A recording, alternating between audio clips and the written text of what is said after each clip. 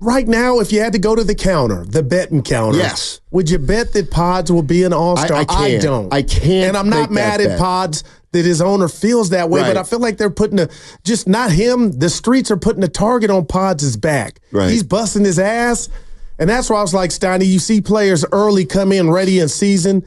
I remember a good friend of mine, Corey Ransom, the best athlete I ever seen, 6th through 8th grade.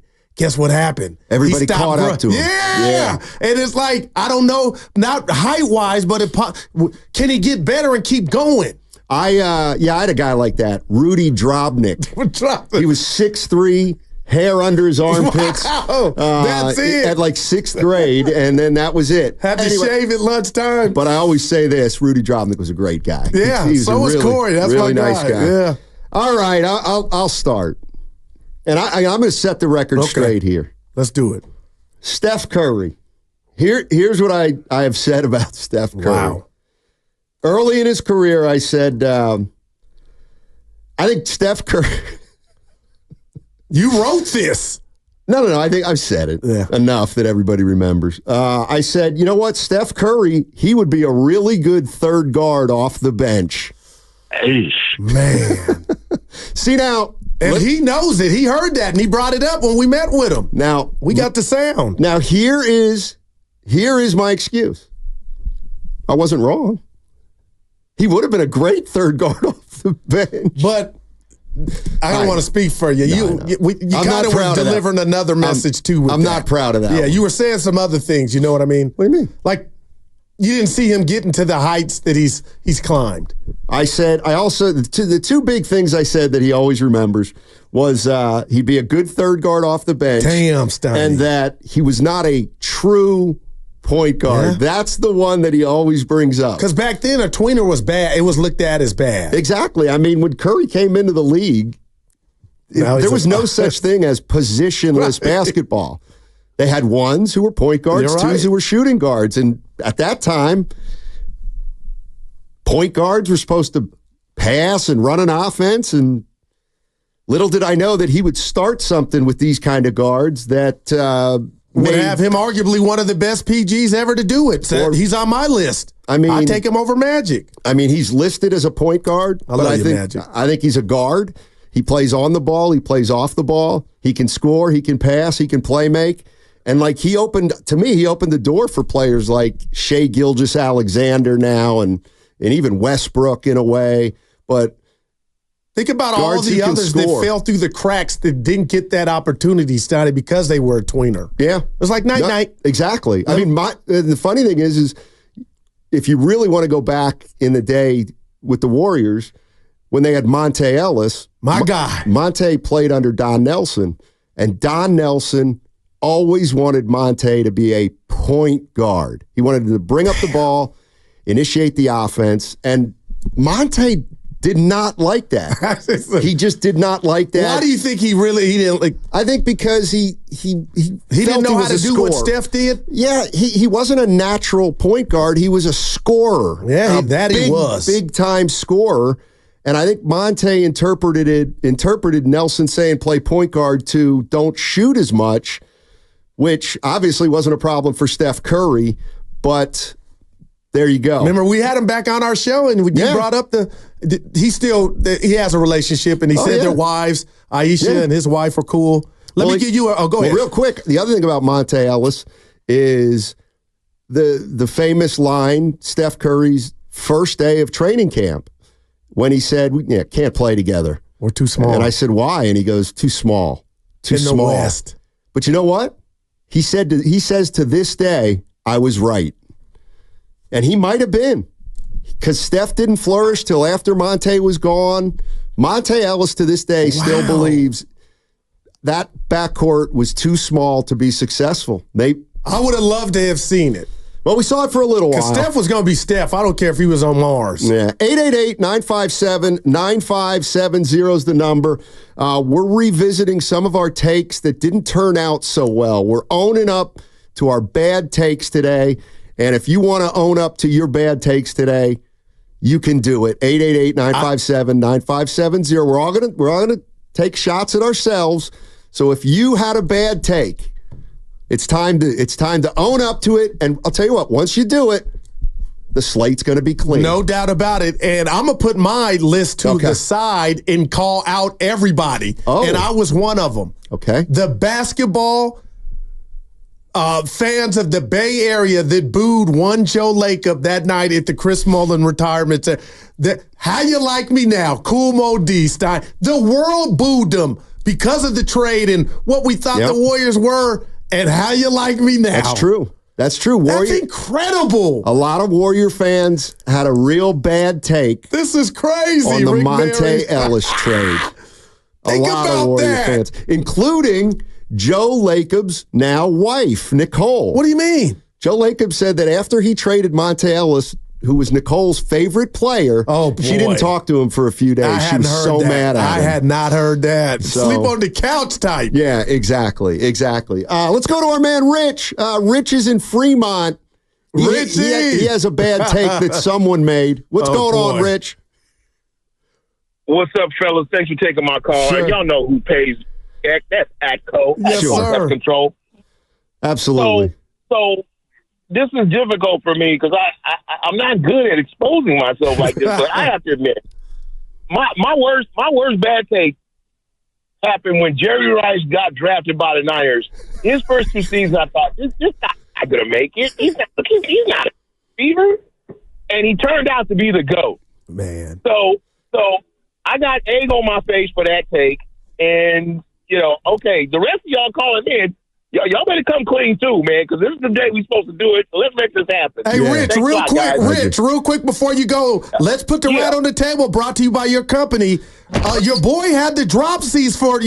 I didn't know. We didn't know. You were right for early on in Rice's career. He couldn't hold on to nothing.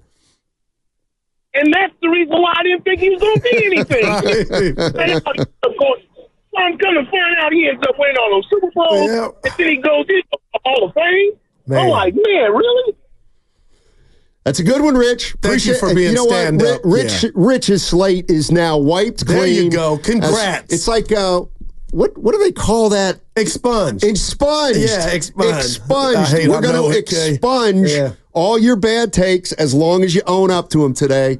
And I'll spend the next 4 hours owning up to my underestimation of Steph Curry, let's say the first 4 years of his career. I did come around. I was a little late, but I did come around after calling him someone who would be a real good third guard off the bench. Wow. The one thing I do want to clarify, not that anybody cares, and I told Curry this, I never said AC Law should have started in front of him. Because that was, Because if you remember early in Steph's career, Keith Smart was the coach. He played AC Law ahead of Steph Curry. And the one thing that always bothered Keith Smart was Curry's turnovers at the top of the floor. Because early in Steph's career, when he would get double teamed, he would hold it just a hair too long and he would turn it over. Eventually, he got rid of it a split second soon, or split the double team, and became the great player that he is. Yeah, I love this. So, real quick, so Uncle Looney, Keith Smart, bad take. I wonder if they got a relationship. I guess, I don't know. Uncle Looney says, I thought on the YouTube chat, Anthony Randolph was going to be great. I got to raise my hand. The lefty? Yeah, I thought he was going to be. I thought he was going to be really good. I didn't. I thought he was going to be good. And the big reason I thought he was going to be good was because on the day the Warriors drafted him, Nelson was talking to a couple reporters. He wasn't even Don Nelson. He wasn't even up at the podium, and he was just like, "Oh, we got a player. We got a player in this." He draft. had the skill set. He was everything Nelly wanted him to be, but he wasn't any of those things. He was like 6'11" lefty, but he had a ton of skill, but he didn't have anything he did great. And he got into Nelson's doghouse, and it was night. I'll own up to that. I'll own up to thinking Anthony Randolph was going to be a heck of a player for the Golden State Warriors. So we're revisiting some takes today that didn't turn out so well. And if you want to own up to some of yours, we'll do it also. I'm kind of over here sweating a bit. I'm not going to blow my load here, but the Lakers this year, I thought they were going to win the West. Oh, that's right. And how did that work out? Yeah, they got to the playoffs, but they couldn't get past the damn play. Yeah, I couldn't understand that one. And you stuck to that one all year. Think about what I'm saying. Now I'm doing my calculations as I talk. Like, give them anybody. I still think they got action. Like, anybody but Denver, who was at those games, came down to the wire. 4 or 5 of them. Yeah. They won one of them. So it's my point is they never, Willard did something. They both forgot. But they never got past that threshold of the play-in. They couldn't be all that talent. Yeah. 888-957-9570 to join the conversation. We're going to have a lot of fun today. It is a jacked up week thanks to Jack's Restaurant and Bar. Let's go to Rolando. Rolando is in Napa. What's going on, Rolando? How you doing, man? Talk to us.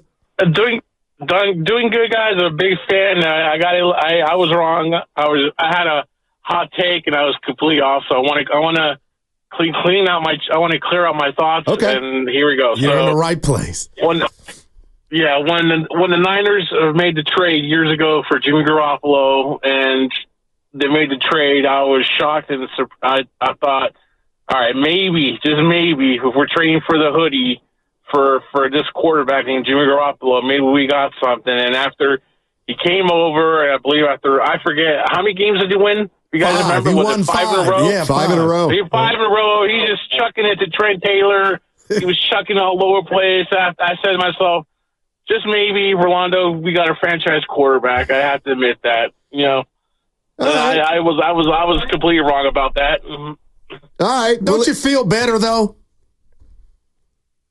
He does. Yeah. He does. He feels better. Well, can we grow up? Well, first of all, real quick, before we grow up. Okay. Good God, thank you, Rolando, because you were certainly not alone. You were not alone thinking Garoppolo was a franchise quarterback. Why did we need to grow up? I never, something I said. I never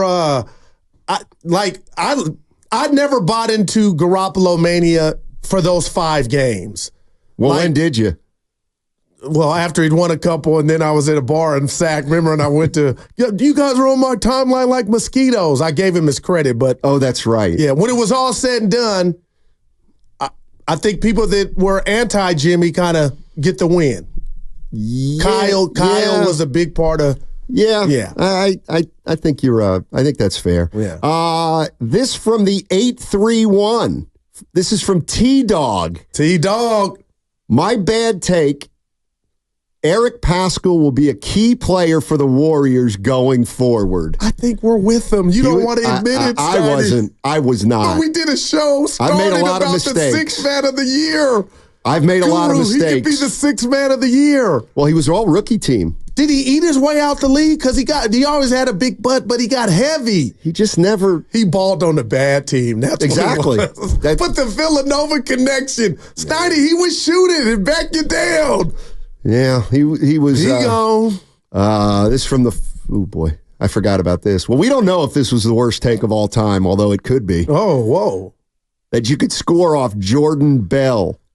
I really feel more confident now than I did then. Well, of course, he's been out of the league for 4 years. But and it you've might been not have been as hard. He started the finals game, though. I know he did. That's incredible. Think about that. That was a Myers draft pick, right? Yeah, that was Bob.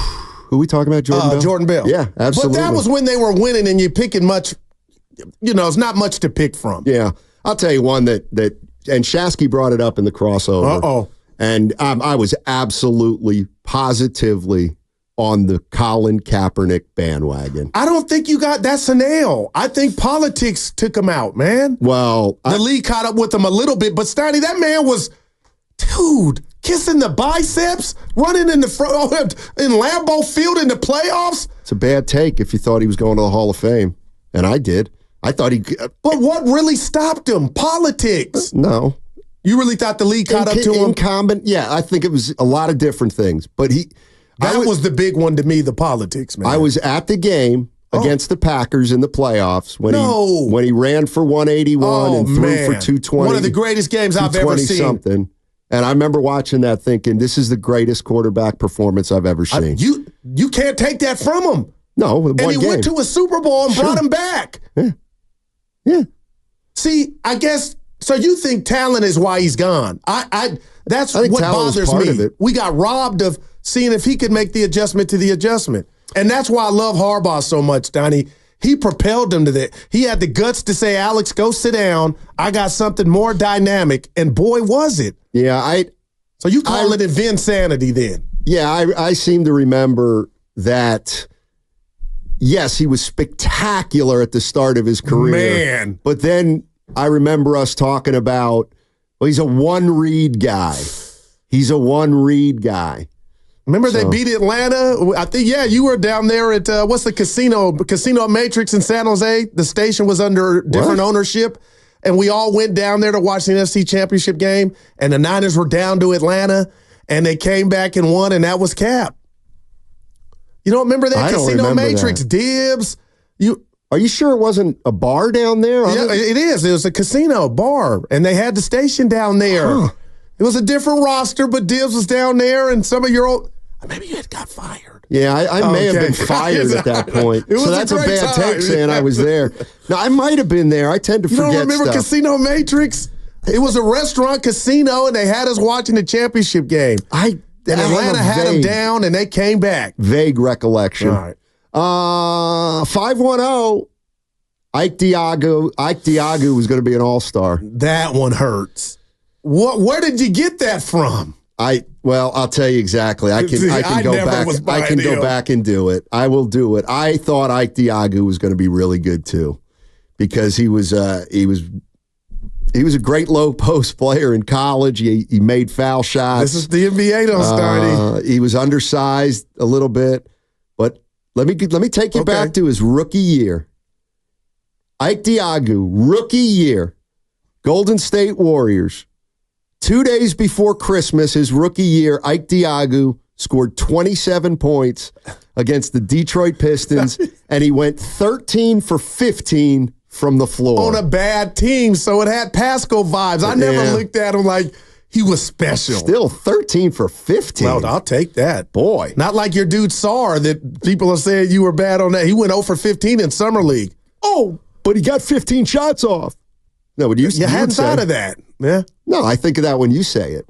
Boy, there's Steiny, this is incredible. We could do this 6 hours. Don't go Antonio that far. Brown, this is from Beard. Okay. No, Fly Golf G. Antonio Brown was going to take the Raiders to the playoffs. I thought when they got him, watch out, Jack. And he just turned in. Antonio Brown also linked at one point to the Niners? From yours truly.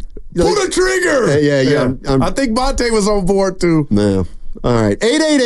888-957-9570 is the number. Here's what's going on today. We're going to have a lot of fun. Bonte and Shasky, what was it, 4 years ago with Trey Lance? They went down to 49er training camp, and they came back and said, we have our quarterback of the future. And they were wrong. They were wrong. And it got me to thinking maybe today we spend some time talking about all the stuff that I've gotten wrong. Or that Guru has gotten wrong. I got more losses than wins. Yeah, Shocker. I got plenty more here on my list. But here's the situation. If you want to own up to some of your own bad takes, we will take those. We got one from the four. This can't wait. I thought Guru and Steiny wouldn't work. That's a 4. Yeah, that's a bad take. 6 years later, baby. That's a bad take. I love you. So, if you want a bad take expunged from your record, today's the day we're going to do that.